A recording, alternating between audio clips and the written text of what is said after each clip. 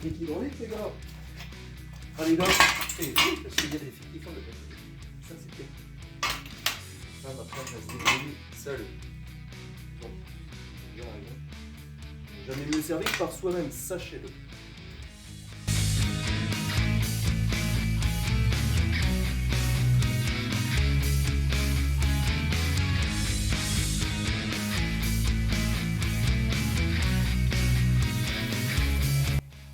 Il y a écrit 20-17 dans un petit encadré.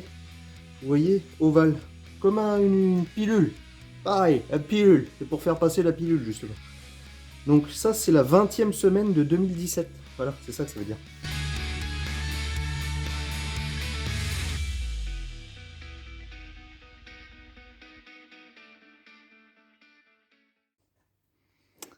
Bonjour, monsieur, dame. Aujourd'hui, on se retrouve pour la Punto. Parce que la Punto, il faut faire la courroie, puis j'ai reçu toutes les pièces. Donc j'ai trouvé la panne, au fait. La panne électrique derrière. Pourquoi il n'y avait pas de mécanisme électrique dans le coffre?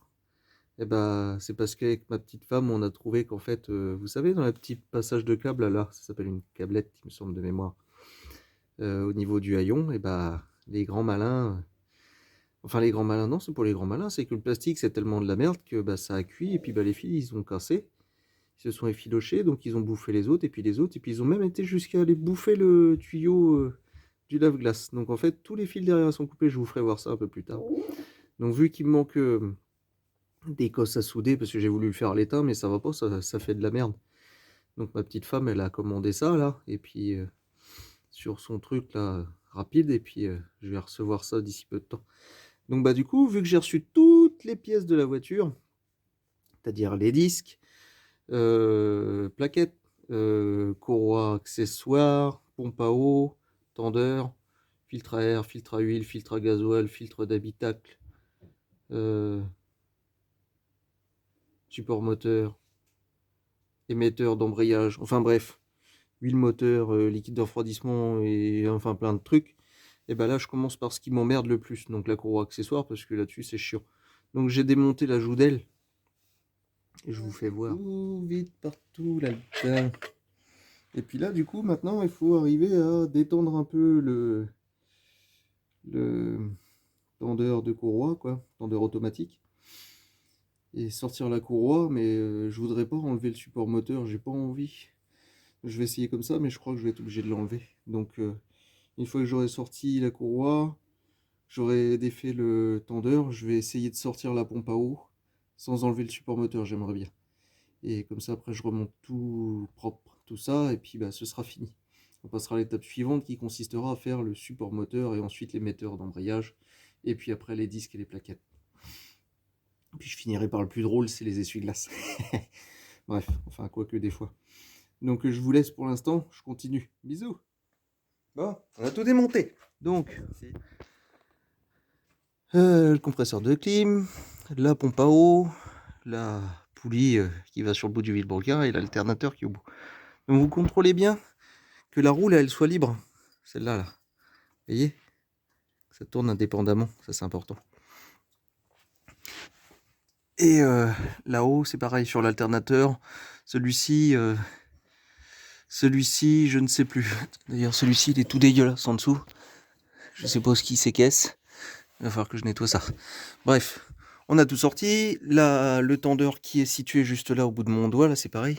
Il est viré aussi. Putain, c'est beau jet de gras. Ah oui, d'accord. Ça s'appelait un soufflet de cardan, ça, dans le temps. C'est pour ça que ça fait ça. Et donc, on a tout sorti de là-dedans. La nouvelle pompe à eau. Donc moi, ce que je fais dans ces cas-là, vous voyez, je mets un petit coup de graisse blanche sur le joint torique, comme ça, au moins, on est sûr qu'il sèche pas. Enfin, qu'il est pas... il se met bien à sa place. Il est libre, et hop, il peut prendre une place correcte, et puis comme ça, il est déjà graissé, donc il est plus étanche. Donc il faut arriver à glisser tout ça par là. La pompe à eau, elle sort de ce côté-là, hein, du moteur, les enfants. Pas de l'autre côté, le longeron, il l'empêche. Enfin, en tout cas, moi, j'ai pas réussi. Il y en a peut-être qui y arriveront, mais pas moi. Donc, vous faites bien un petit schéma comme ça, là. Vous voyez? J'ai fait un petit schéma à la con, là, sur le carton. Mais au moins, comme ça, vous avez le cheminement de la courroie. Donc l'alternateur, le tendeur, le vilebrequin, le compresseur de clim et la pompe à eau. Et la pompe à eau, c'est pareil. Elle a un sens. Elle a un sens. C'est-à-dire que là, vous avez un joint entre ici, enfin, hop là, je vais essayer de vous mettre ça droit, voilà. Là, le corps de pompe, en fait, tout ça, ça rentre dans le moteur, ce qui fait qu'ici, là, toute cette partie-là est baignée de flotte. Donc juste là, il y a un petit joint torique, un petit joint spi plutôt, qui empêche que l'eau traverse l'axe et vienne à l'air. Donc, vous voyez, vous avez un petit détrompeur là. Si le joint spi est mort, ça pisse la flotte par là. Et ce joint spi là, il est comme ça, disposé dans ce sens-là, pas dans l'autre sens, d'accord? Donc voilà, bon, je remonte le tout et je vous reprends une fois fini. Alors, c'est bon, c'est remonté.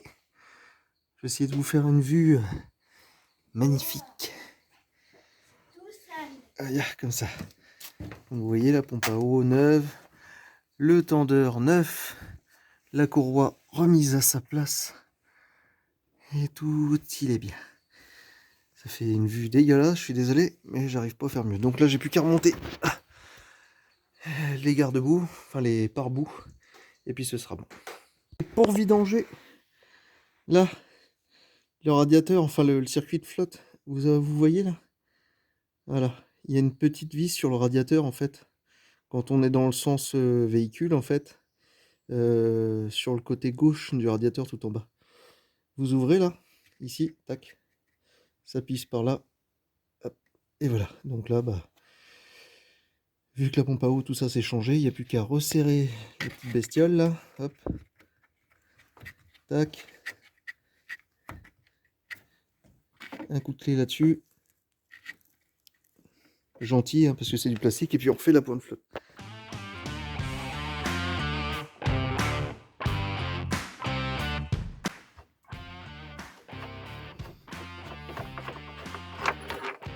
Hop.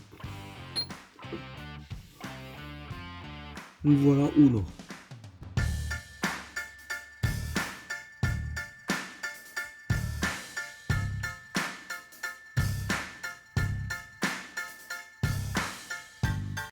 Là, je vais pas sortir la ligne d'échappement, t'es pas sérieux quand même? Enfin, pour sortir la vis sur le moteur, il faut déboîter l'échappement. Ça m'a bien amusé. J'ai adoré cette péripétie.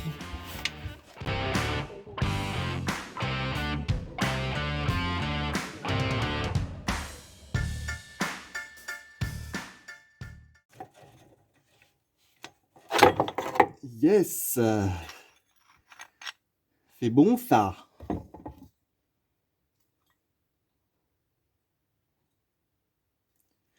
Donc en effet, hein, le support avait un peu souffert, je sais pas si vous voyez. La vis, elle avait usiné carrément le support. Allez, on va remonter ça petits oignons. Visiblement, c'est la même, hein, en neuve. Je ne comprends pas trop pourquoi. Ça fait beaucoup de boulot pour peu de choses.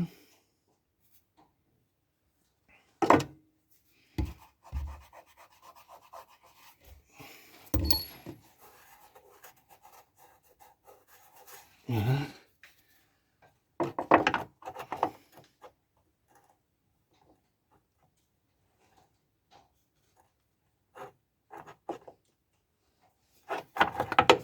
Non.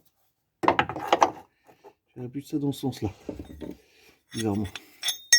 Bon, un petit coup de gras sur tout le monde. Histoire que ce soit beau. Je remonte tout ça et je vous reprends après. C'est fini.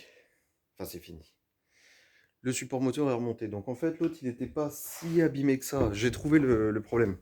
Sur le coup, j'ai vraiment cru qu'en fait, l'ancien support moteur était HS. Et en fait, pas du tout. Était pas HS. Je suis pas sûr de bien m'exprimer quand même aujourd'hui. J'ai un peu de la merde. Donc je pensais qu'il avait rien. Je me suis dit, bah, c'est très con, regardez. Hop là. Voilà, le trou il est ovale, bah c'est normal, le support moteur il bouge comme ça, donc ça fait bouger le moteur. Et non, en fait, il était bel et bien mort. Regardez, juste là, vous voyez? Il est bien découpé là, juste là. Donc c'était ça. Qu'il faisait quand même beaucoup bouger, donc en plus justement de la lumière là qui est la fixation de support, bah, forcément ça flottait quand même pas mal. Donc pour le coup, Je l'ai changé, je l'ai bien serré. Bon, faut le temps qu'il prenne sa place, mais bon, vous pouvez le constater. Si je vous fais bouger en même temps, ça bouge plus, c'est fixe. Donc c'est impeccable. Je vous prends la petite frontale que j'ai posée. Quelque part. Allez, là. Je fais tout tomber au passage en plus. Et le pinceau. Hop, là. Voilà. Donc je vous fais voir vite Zef. Voilà. On va mettre les lumières. Et normalement je dois pouvoir vous mettre. Ouais voilà. Comme ça. Avec les deux lumières, ça devrait pas être mal. Donc, pour faire ce support moteur, donc c'est un petit peu galère. Si tu veux, tu fais la mise au point, t'es pas obligé. Voilà. Si j'arrive à vous poser comme ça et ne pas bouger. Donc pour faire le support moteur, en fait, la douille elle passe pas là. Juste là. Là. La douille et la clé passent pas. Donc du coup, il faut déjà le pré-débloquer. Enfin, le pré-débloquer, non. Vous dévissez déjà celle qui est là. Vous la virez. Comme ça, le moteur, après, il devient vraiment libre. Il bouge vraiment. Ensuite, hop, on passe là. Donc, vous desserrez la fixation de l'échappement. Vous cognez là comme vous pouvez. Hein. Sur leur bord, ça finit par le décoller. Et de toute façon, l'échappement est... Enfin, ça dépend peut-être des marques de ligne, hein, quand même. Identifié, mais en tout cas, elle est coupée là. Pour que la pince puisse intervenir dessus. Vous rentrez, voilà, ce que vous avez, hein, en tout cas, un burin. Moi, j'avais un burin assez évasé, ça l'a un peu décollé, clac. J'ai tiré sur le moteur et j'ai tapé et hop, j'ai réussi à sortir la ligne. J'ai pu la pousser, donc rentrer ma clé par la suite ici et pouvoir desserrer mon support et le virer. Alors, j'ai desserré mon support, mais j'ai viré aussi l'espèce de patte de fixation qui est là, vous voyez, toute cette pièce-là. Alors, mais regardez bien la forme qu'elle a, parce que vous allez voir, pour la remonter, on a tendance à s'arracher un peu les cheveux pour la remettre. Moi, j'ai viré ça comme un con de là-dedans, puis après, quand il a fallu la remettre, je savais plus, je commençais à me dire, bah merde, si ça se trouve, j'ai remonté mon support à l'envers, vous voyez, on peut le mettre dans l'autre sens et se retrouver avec la partie longue noire de l'autre côté. Donc non, il faut repérer quand même un peu la chose. Des fois, merci de se filmer, comme ça on retrouve un peu ce qu'on fait. Et donc, du coup, j'ai pu faire tout ça. Et bien entendu, bah après, hein, vous remontez tout ça avec de la graisse bien comme il faut partout, sur toutes vos vis. Comme ça, vous êtes tranquille. La prochaine fois que c'est redémonté, c'est propre. Bon, moi, là, le but de la voiture, normalement, c'est pas du tout de la garder. Mais j'en ai rien à foutre. Moi, je veux faire les choses bien, toujours. Donc, je graisse les écrous. Je me dis que le prochain qui passera derrière moi, il sera super content que ça se démonte comme il faut. Je le fais systématiquement avec les écrous, pareil, sur les jantes. Alors, ceux qui graissent rien, là, c'est monté à sec, là. On se galère quand il faut démonter ça. Alors, je vous dis pas quand c'est une nénette qui passe derrière et qui doit démonter les jantes parce qu'elle a crevé sur le bord de la route, bah, si elle est débrouillarde, c'est super, mais par contre, bon, bah, la force, on n'est pas tous égaux là-dessus. Et ça, on n'y peut rien. Et je trouve que c'est important de graisser les écrous parce qu'elles sont bien contentes de pouvoir dévisser les roues elles-mêmes et pouvoir être autonomes du coup. Donc, bah écoutez, voilà pour ça. Tac, me revoilà. Donc le support moteur, il est fait. Ça ne bouge plus. Le filtre à huile, bah, c'est pas le bon, je suis deg. Il va falloir que je renvoie le filtre à huile. Donc la vidange moteur est faite. Courroie accessoire pompe à eau, galet tendeur, c'est fait. J'ai remis en eau. Je purgerai une fois que le moteur sera en tournant, parce que si j'ai bien compris la chose, je vais quand même essayer de me renseigner, mais la purge, elle se fait direct au bocal, parce que c'est le bocal qui est le point le plus haut sur le moteur. Mais je vais quand même regarder avant de m'avancer trop vite.